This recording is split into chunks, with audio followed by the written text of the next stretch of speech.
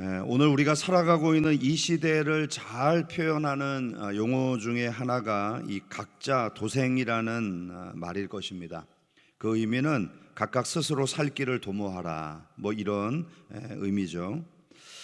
사실 이 단어가 등장한 지는 꽤 오래됐습니다.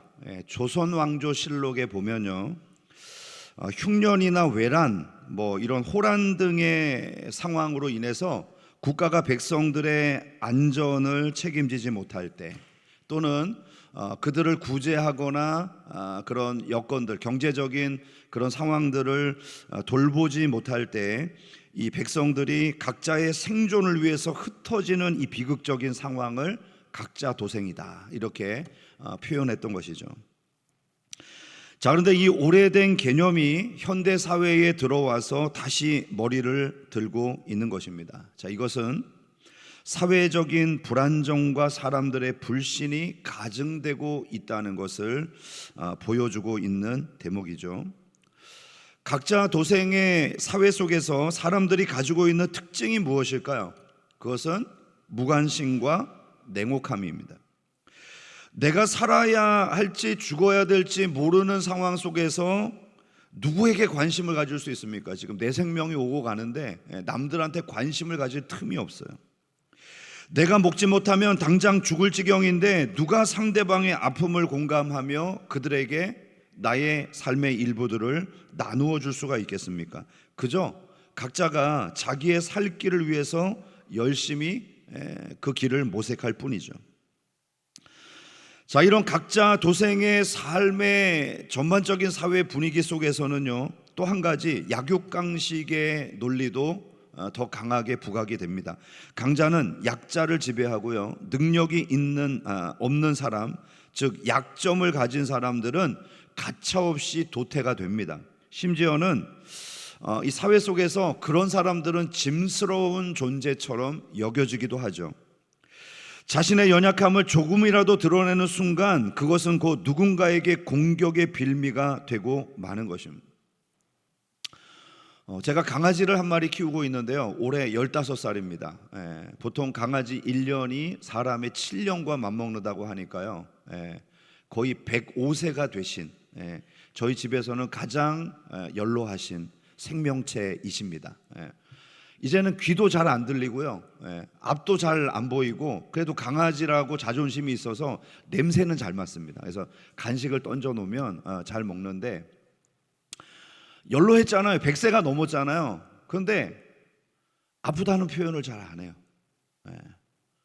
왜 그런가 그랬더니 이 동물의 세계에서는요, 약한 존재는 도태가 되고 심지어는 이 무리 중에서 버려집니다. 그래서 주인에게조차도 자신의 약함을 드러내면 내가 버림받지 않을까, 또는 도태되지 않을까, 이런 두려움 때문에 아픈 걸 표현을 안 해요. 아파도 숨겨요. 아무렇지도 않은 척 살아가요. 이것이 바로 각자 도생, 약육강식의 삶이 지배하는 사회 전반적인 사람들의 가치관입니다. 자신의 연약함을 조금이라도 드러내는 순간 그것은 누군가의 공격의 빌미가 되죠. 그래서 각자 도생의 세상에서 현대인들은 자신의 약점은 최대한 감추면서 겉으로는 강한 척, 화려한 척 포장하며 살아가느라고요, 정작 속에는 골마가고 정서적 피로감이 가득한 그런 삶을 살고 있는 것입니다. 자, 오늘 본문에 등장하고 있는 로마 교회도 어떻게 보면 각자 도생의 길을 걷고 있었습니다. 지난번에 살펴보았던 것처럼 로마 교회 안에는 구약의 율법, 음식의 규례, 또는 안식일, 이런 절기들, 이런 율법들을 지키려고 하는 유대인 배경, 이들을 가리켜서 바울은 연약한 자들이다, 이렇게 표현했죠. 그런가 하면 예수 그리스도의 십자가의 은혜를 받고 모든 율법의 의식에서 자유로움을 가지고 있는, 자유로움과 건강한 신앙을 가지고 있는 자들을 가리켜 강한 자들, 이방인의 배경을 가지고 있는 사람들이었습니다. 바로 이 강자와 약자들이 로마 교회 안에 공존하고 있었던 것이죠. 한때 약자라고 불려지던 유대인들은 로마 교회를 개척했던 리더들이었고 강자였습니다. 그러나 사회적인 분위기가 유대인들을 배척하는 그 상황 속에서 이들은 어느새 약자가 되었고요, 전에 신앙에 처음 출발을 하며 약자로 취급받던 이방인들이 이제는 강자가 된 것이죠. 예. 사람의 위치는요, 바뀌는 것 같아요. 예. 처음 된 자가 나중되고 나중된 자가 처음 되고. 예. 자, 어찌되었건 이처럼 이 로마 교회 안에는 서로 다른 양상을 가진 사람들이 함께하고 있었습니다. 복음 안에서 참된 진리를 깨달아서 모든 고기를 자유롭게 먹을 수 있었던 이방 신자들은 여전히 율법에 매여서 먹을 것과 먹지 못할 것을 구별하며 살아가는 사람들을 무지하다, 미숙하다, 고지식하다 이렇게 여기며 업신 여겼던 것이죠. 구약의 율법에 의하면요, 피채 먹지 말라 그랬잖아요. 선지국 먹어야 돼요, 말아야 돼요? 피채 먹지 말라 그랬는데 선지국에 피가 들어가잖아요. 먹어야 돼요, 말아야 돼요? 우리 신학교 다닐 때 선지국 먹으면 안 된다고 주장하던 친구가 있었어요. 그래서 그 친구는 그러면 선지국 자체를 먹지 말아야 되잖아요. 선지국 집에 가서 선지를 다 건져. 그리고 먹어. 나는 그 국물에도 그 뭐 피에 무슨 영양력이 들어가 있을 것 같은데 아무튼 뭐 그런 친구가 있었어요. 이렇게 볼 때 정말 율법을, 성경을 자기 자의대로 또는 너무 연약하게 치우쳐서 해석한다, 이런 생각을 가졌던 적이 있거든요. 지금 이방인들의 배경을 가지고 있는 이 믿음이 강한 자들이 볼 때 유대인의 배경을 갖고 있는 사람들이 딱 그런 거예요. 아직까지도 건강한 신앙을 갖지 못한 그런 사람들처럼 여긴 것입니다. 결국 강한 자들은 자신의 영적인 권리와 지식을 주장하다가 피로 값주고 사신 연약한 형제들을 공격하고 실족하게 만들었던 것입니다. 바울은 이러한 로마 교회를 향해서 참된 그리스도인이자 강한 자들, 그들이 마땅히 취해야 할 신앙적인 태도가 무엇인지를 설명하고 있습니다. 그리고 교회가 어떻게 하면 그 약한 자들을 강한 자들이 함께 품어내면서 건강한 연합 공동체를 이룰 수 있는지에 대한 원리가 오늘 우리가 읽은 본문에서 제시되고 있는 것이죠. 오늘 선포되는 말씀을 통해서 우리 안에 혹여라도 영적인 교만이나 이기적인 권리 주장이 있다면 모두 내려놓고 연약한 형제의 약점을 내 어깨에 짊어지고 함께 동행할 수 있는 성숙한 그리스도인의 연합이 우리 공동체 안에 흘러갈 수 있기를 주님의 이름으로 축복합니다. 먼저 교회의 덕을 세우고 연합 공동체를 만들기 위해서 첫 번째로 가져야 될 자세는요, 믿음이 강한 자가 연약한 형제의 약점을 마땅히 짊어져야 한다는 것입니다. 1절 말씀을 보실까요? 믿음이 강한 우리는 마땅히 믿음이 약한 자의 약점을 담당하고 자기를 기쁘게 하지 아니할 것이라. 바울은 먼저 믿음이 강한 자가 누구인지에 대한 설명으로부터 오늘 이야기를 시작하고 있습니다. 여러분, 교회 안에서 진정으로 믿음이 강한 자가 누굴까요? 뭐 세상적인 그 상황으로 본다면 소유가 많거나 또 명성이 있거나 높은 지위가 있거나 뭐 이런 사람일 수 있지만, 교회에서는 과연 누가 강한 자일까요? 성경적인 지식이 많은 사람이 강합니까? 아니면 기도를 남들보다 몇 시간 더 하는 사람이 믿음이 강할까요? 아니면 헌금을 많이 하고 더 중요한 직분을 맡아서 섬기는 리더의 자리에 있는 사람들이 믿음이 강할까요? 바울은 믿음이 강하다는 것을 오늘 그렇게 정의하지 않습니다. 바울이 말하는 강한 자는 신앙적으로 성숙한 사람들을 말하는데, 이 성숙함의 핵심은 균형에 있어요. 균형에. 자, 그러니까 진정으로 믿음이 강한 사람은요, 하나님과의 수식적인 관계에 있어서도 균형을 잘 잡는 사람. 그런가 하면 수평적인 이웃과의 관계에 있어서도 성숙함을 잘 나타낼 수 있는 사람이 믿음이 강한 사람이에요. 그래서 바울이 말하는 믿음의 강함이란 불가능을 가능케 하고 기적을 일으키는 믿음이 아니라 하나님과의 수직적인 관계 속에서 얻은 은혜와 진리를 이웃과의 수평적인 관계 속에서도 잘 드러낼 수 있는, 형제를 포용하고 사랑으로 섬기고 하나님의 뜻을 일구어내는 삶의 열매들로 나타내는 그런 존재가 바로 강한 사람이에요. 자, 이것을 가리켜서 성경은 오늘 덕을 세운다 이런 표현으로도 말씀하고 있습니다. 그래서 믿음이 강하다, 성숙한 신자다, 덕을 세운다라고 하는 말은 다 동의어예요. 믿음이 강한 자가 성숙한 사람이고요, 성숙한 사람은 반드시 누군가에게 덕을 세우는 일을 하게 됩니다. 하나님과 아무리 깊은 교제를 나눈다 할지라도, 성경적인 지식이 신학자 수준이라 할지라도, 교회에서 봉사하는 일이 많다 할지라도 덕을 세우지 못하면 죄송하게도 그 사람은 성숙한 신자는 아니라는 거예요. 자, 그러면 성숙한 신자, 즉 강한 자들의 책무가 무엇일까요? 오늘 본문에서는요, 연약한 자의 약점을 담당하는 것이다 이렇게 말합니다. 여기서 약점이라고 하는 것은 육체적인 질병뿐만 아니라 그 사람이 가지고 있는 신앙적 무지, 신앙적 편견, 영적인 옹졸함, 때로는 율법주의적인 성향까지도 모두 포함하고 있는 이 사람의 부족함과 흠결을 포괄하는 그런 단어입니다.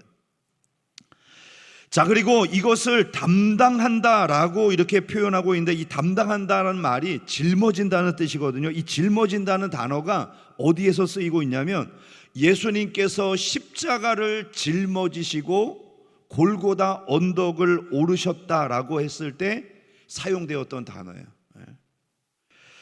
자, 그러므로 형제의 약점을 담당한다는 것은 그저 옆에서 구경하면서 저 사람 왜 저래? 저렇게 믿음이 안 자라? 교회를 몇 년이나 다녔는데 저 모양이야? 직분을 받았음에도 왜 덕을 못 세워? 이렇게 판단하고 비판하는 그런 것이 아니라, 마치 그 형제의 무거운 짐을 내 어깨에 함께 짊어지고 고통을 분담하며 걸어가는 아주 적극적이고 희생적인 행위를 포함하고 있는 것입니다. 자, 그런데 오늘 1절에서 정말 중요한 것은요, 이 모든 개념을 아우르는 한 단어예요. 마땅히라는 단어입니다.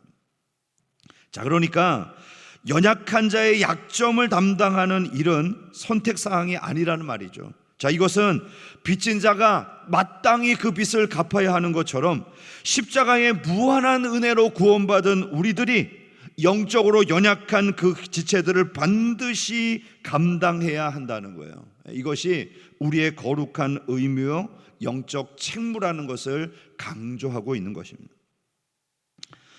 더 나아가서 형제의 약점을 담당하기 위해서는요, 필연적으로 수반되어야 할 자기 부인이 있습니다. 그것이 뭐냐면 자기를 기쁘게 하지 않아야 한다는 거예요. 이것이 다 지금 1절 안에 한 절에 포함되어 있는 말씀이잖아요. 여러분, 각자 도생의 논리는요 철저히 자기중심적입니다. 내 권리, 내 편리, 내 즐거움, 내 신앙의 방식을 양보하는 것을요 죽기보다 싫어해요. 자, 그러나 복음 안에서 진정한 자유를 얻은 성숙한 신자는 자신이 누릴 수 있는 정당한 권리와 자유조차도 내 옆에 있는 연약한 지체가 상처를 받거나 실족할 위험이 있다면 기꺼이 거두어 드릴 수 있는 사람이라는 거예요. 내 자유를 과시하며 내 기쁨을 구하는 대신 형제의 넘어짐을 막기 위해서 내 자유를 스스로 제한하는 것, 이것이 바로 하나님이 인정하시는 진짜 강한 믿음의 표지라는 것이죠. 두 번째로, 덕을 세우고 연합하는 공동체를 만들기 위해서는요, 우리 자신의 기쁨이 아니라 이웃을 기쁘게 하는 사람이 되어야 한다고 말씀합니다. 2절 볼까요?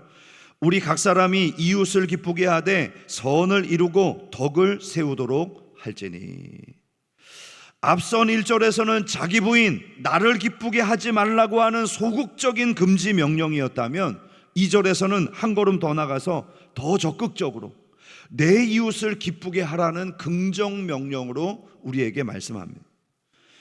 여러분, 우리가 이 땅에 존재하는 목적, 우리가 교회의 한 지체로 부름받은 목적은요, 나 홀로 평안하게 신앙생활하고 나 혼자 신앙생활을 잘해서 천국 가기 위함이 아니잖아요.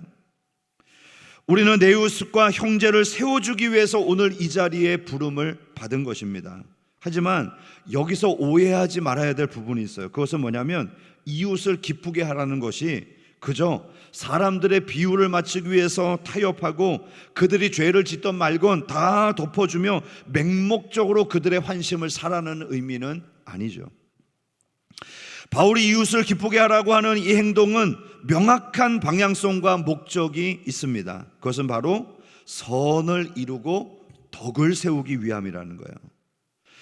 형제의 잘못된 율법주의나 편견에 동의해서가 아니라 그 영혼이 상처받지 않고 끝까지 믿음이 자랄 수 있도록 그의 눈높이에 맞추어서 사랑하고 인내해 주라는 것입니다.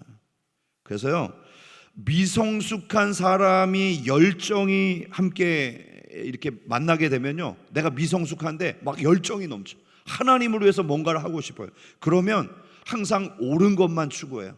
그런데 옳은 것만 추구하면서 칼날을 휘두르다 보면 어떻게 됐나요? 거기에 반드시 상처 입고 쓰러지는 사람들이 등장을 합니다. 그래서 성숙한 신자는요, 옳음 안에서 덕을 세우는 일을 추구해요. 이게 중요한 거예요. 나는 옳음만을 추구하는 존재인가, 아니면 옳음 안에서 덕을 추구하고 있는가? 오늘 바울이 그 얘기를 하고 있는 것이죠. 덕을 세운다는 말은 건물의 벽돌을 한 장 한 장 정성스럽게 쌓아 올린다는 원어적인 의미가 있어요. 자, 그러니까 덕을 세우는 것은요, 하루아침에 되지 않아요. 벽돌을 한 장 한 장 쌓아 올리는 긴 인내와 기다림의 시간이 반드시 필요한 것이 바로 덕을 세우는 일입니다. 나 혼자 가면 더 빨리 갈 수 있거든요. 나 혼자 하면 더 편안하게 갈 수 있지만 내 곁에 있는 형제의 약점을 함께 짊어져야 되기 때문에, 그 영혼을 함께 붙들어 주어야 하기 때문에 바로 헌신하며 조금 느리게 가는 것, 이것이 바로 덕을 세우는 것입니다. 그래서요, 덕을 세우려면 반드시 지혜가 필요합니다. 옳음을 포기하지 않으면서 어떻게 덕을 세울 것인가, 이것이 바로 지혜의 덕목인 것이죠. 자, 그러면 도대체 우리는 무엇 때문에 자존심까지 꺾어가면서 이렇게 철저히 이웃의 유익을 구해야 한단 말입니까? 그 근거가 오늘 본문 3절에 명확하게 제시됩니다. 3절 보실까요? 그리스도께서도 자기를 기쁘게 하지 아니하셨나니 기록된 바 주를 비방하는 자들의 비방이 내게 미쳤나이다 함과 같으니라. 그렇습니다. 우리가 공동체를 섬기며 덕을 세워야 하는 이유는 예수님도 그런 삶을 사셨기 때문이죠. 자, 그분은 하늘의 모든 영광과 보좌의 기쁨을 온전히 누릴 수 있는 마땅한 권리와 자유를 가지신 분입니다. 하나님이시니까. 자, 그러나 그분은 자기를 기쁘게 하기 위해서 그 권리를 주장하지 않으셨습니다. 지난 특별 새벽 기도회를 우리가 함께 드리며 빌립보서의 말씀을 함께 나누었는데, 거기에 너희 안에 이 마음을 품으라 곧 그리스도의 마음이니, 우리가 이 말씀을 함께 나눴잖아요. 하나님이셨지만 오히려 죽어가는 우리의 연약함을 담당하시기 위해서 기꺼이 종의 형체를 가지시고 죄인의 모습으로 이 땅에 내려오셨습니다. 그리고 시편 69편 9절의 예언대로 죄인들이 하나님을 향해 쏟아내는 그 끔찍한 조롱과 비방과 저주와 심판의 짐을 십자가에서 온몸으로 다 받아내셨어요. 예수님이 베드로에게 말씀하셨죠. 내가 십자가를 지지 않기 위해서 12영이나 더 되는 천사를 동원할 수 있는 것을 너가 모르느냐. 그렇습니다. 주님은 충분히 십자가를 거부할 수 있었고 그 상황을 벗어날 수 있었지만 그렇게 하지 않으셨어요. 여러분, 십자가가 무엇입니까? 십자가는 예수님께서 나를 위해 모든 기쁨을 완전히 포기하시고 자신의 몸을 찢으신 극치의 자기 부인의 현장입니다. 그 그리스도의 십자가의 은혜로 영원한 지옥 형벌에서 우리가 건짐을 받고 오늘 생명을 얻은 자, 그것이 바로 우리들이죠. 그 주님의 사랑을 입었다고 고백하고 있는 우리가 교회 안에서 조금 마음에 들지 않는 지체의 허물 하나를 짊어지기를 거부하면서 내 자유와 기쁨을 뻔뻔하게 어떻게 고집할 수가 있겠습니까? 그러므로 우리는 연약한 자들이 사랑받을 자격이 있는가를 묻기 전에 나는 얼마나 하나님으로부터 더 큰 사랑을 받았는가를 먼저 물어야 하는 것입니다. 바울이 이 그리스도의 모범 앞에서 우리의 모든 이기적인 권리를 당장 멈추라고 호소하는 것이죠. 주님이 우리를 위해서 자신의 생명을 내어줌으로 가장 아름다운 선과 구원을 이루어내셨듯이 우리 또한 나를 기쁘게 하라는 이 타락한 본성을 십자가 앞에 내려놓고 기꺼이 희생과 섬김의 십자가를 져야 하는 것입니다. 이것이 선을 이루고 덕을 세우는 그런 원리라고 오늘 바울이 말씀하고 있는 것이죠. 저는 오늘 이 자리에 있는 우리 모두가 우리를 향하신 이 거룩한 부르심을 깨닫고 지혜롭게 덕을 세워가는 하나님의 자녀들이 될 수 있기를 주님의 이름으로 축복합니다.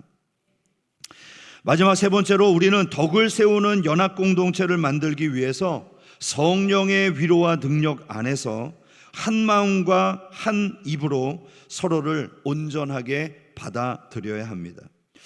바울은 구약 성경이 우리에게 주어진 목적을 밝히고 있는데요. 4절을 보실까요? 무엇이든지 전에 기록된 바는 우리의 교훈을 위하여 기록된 것이니 우리로 하여금 인내로 또는 성령의 위로로 소망을 가지게 함이니라.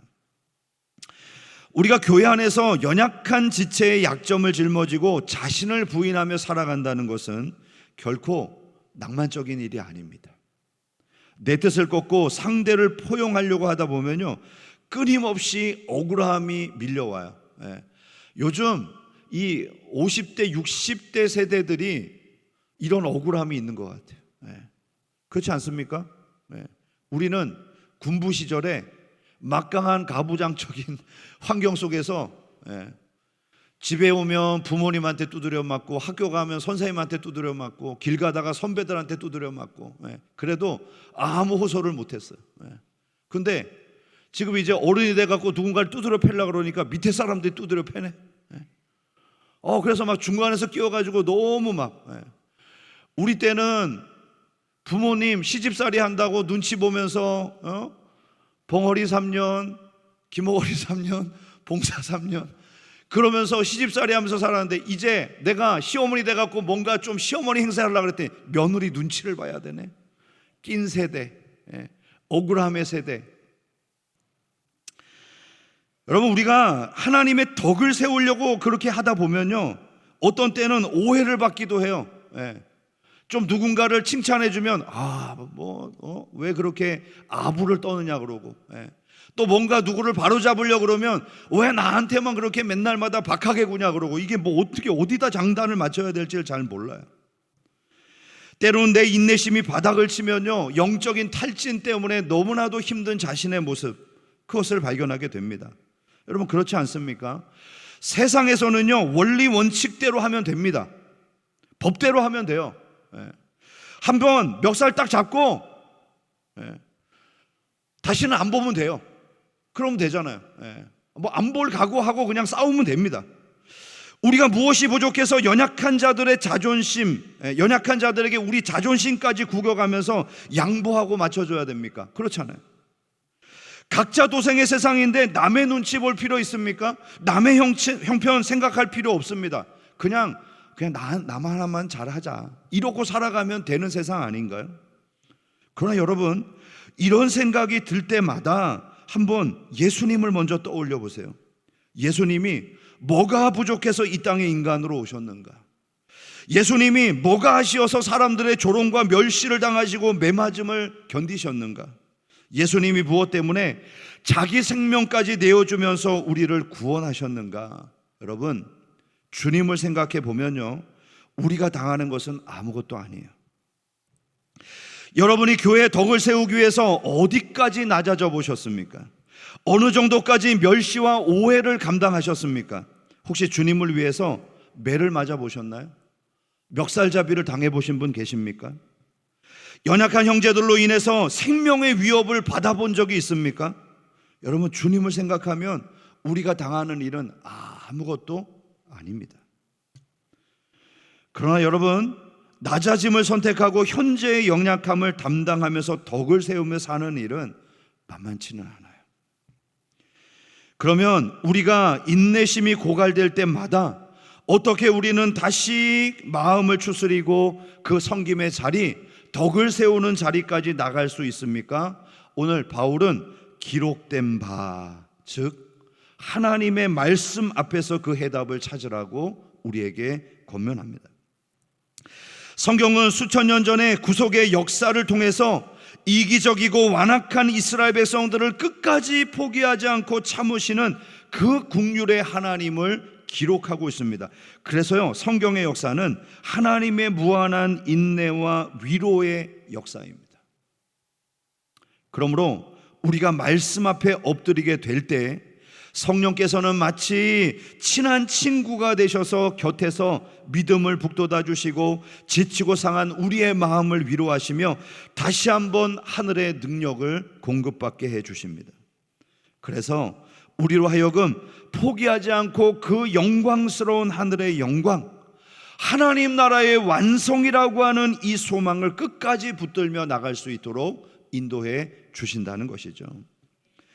이제 바울은 7절에 이르러서 오늘 본문 전체의 실천적인 교훈을 아우르는 너무나도 중요한 말씀을 선언합니다. 우리 7절 말씀을 함께 읽어볼까요? 시작. 그러므로 그리스도께서 우리를 받아 하나님께 영광을 돌리심과 같이 너희도 서로 받으라.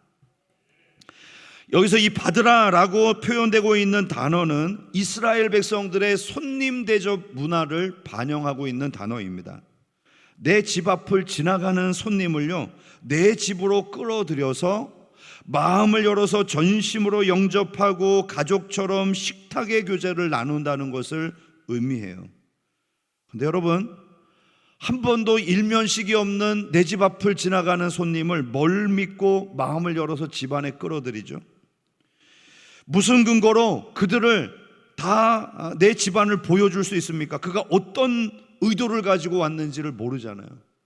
그런데 이스라엘 백성들은 그렇게 손대접을 했다는 것이죠. 그가 어떤 의도를 가지고 내게 다가오는지는 알 수 없지만 우리의 집안을 보여주는 것처럼 내 진심을 다하고 사랑을 다하고 최선을 다해서 그들을 섬겨주는 것, 이것이 받으라라고 하는 의미입니다. 그러면요, 어떻게 이렇게 대할 수 있어요? 인격이 좋아서요? 뭐 대단한 넓은 마음을 가져야 합니까? 아니죠. 바울은 그 유일한 근거를 바로 그리스도께서 우리를 받으신 것과 같이라고 제시합니다.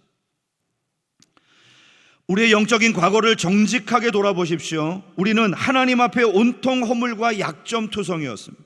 거룩한 진리를 대적하고 원수되었던 불의한 자들이었습니다. 그러나 예수님께서 십자가에 흘리신 보혈의 은혜로 아무 조건과 자격 없는 우리를 있는 모습 그대로 받아들여 주신 것이죠. 그 무조건적인 수용의 은혜 때문에 오늘 우리가 이 자리에 앉아서 하나님의 자녀됨의 은혜를 누리고 있는 거 아닙니까? 우리는 처음부터 고상한 자들이 아니었어요.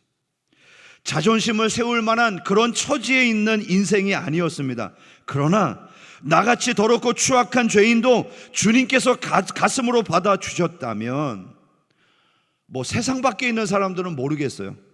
적어도 십자가의 피로 구원받고 함께 맺어진 형제 자매들을 받아들일 수 있지 않겠습니까?